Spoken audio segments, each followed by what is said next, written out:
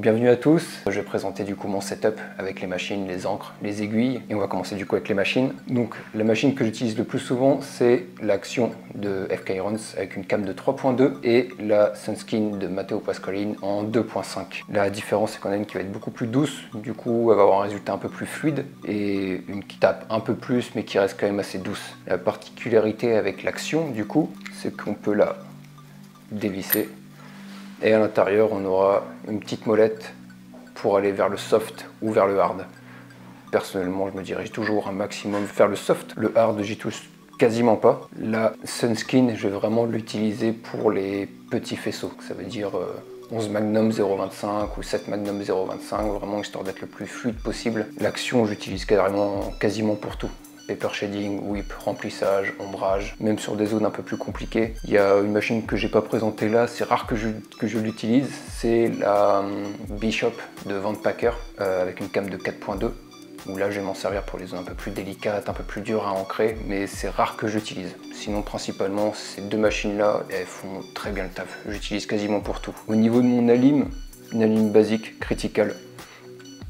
Il n'y a pas forcément de choses à argumenter dessus. Soit je tourne aux batteries, soit je tourne à la lime. L'avantage avec celle-là, c'est que j'ai 3 voltages différents prédéfinis dessus. Je peux mettre deux machines. Donc quand je travaille avec les deux, au moins j'ai deux câbles dessus. J'ai juste appuyé sur un bouton et je passe d'une machine à l'autre. Parce que celle-là, du coup, je la fais tourner en 8 volts et celle-là à 10 volts. Alors au niveau de mon setup d'aiguilles, j'ai préparé un petit setup que j'utilise le plus souvent. Les primordiales, ça reste ceux-là.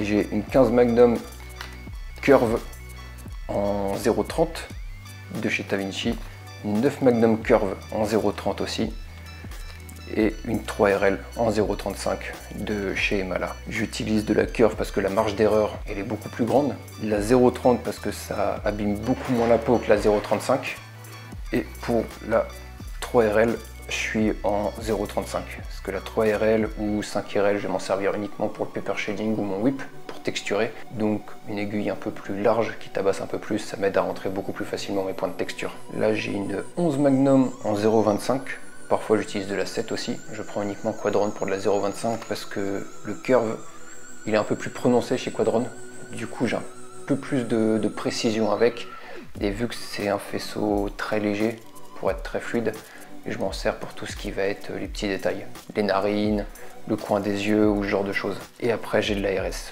3RS ou 5RS, 0.35 aussi.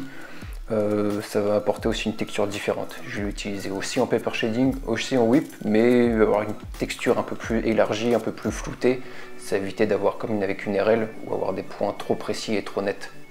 Donc généralement je combine les deux et en plus parfois j'ai une 5RL qui est sortie aussi, pour avoir des textures vraiment 5RL, 3RL, 3RS, voire 5RS. Comme ça j'ai un combo total. La 0.30, je vais l'utiliser généralement avec Maxion, mais la 0.25, je vais l'utiliser généralement avec la Sunskin. Vraiment être au plus doux possible. La 0.25, ça va vraiment être de la surface. Je vais vraiment balayer, rebalayer, y aller très doucement, ma nuance, je vais vraiment pas la marquer tout de suite, surtout avec cette machine. Ça va être très doux, alors que l'Action, ça tabasse un peu plus, du coup, je vais y aller un peu plus frangeux. C'est pour ça que j'utilise de la 0.30 avec. Merci d'avoir regardé cette vidéo.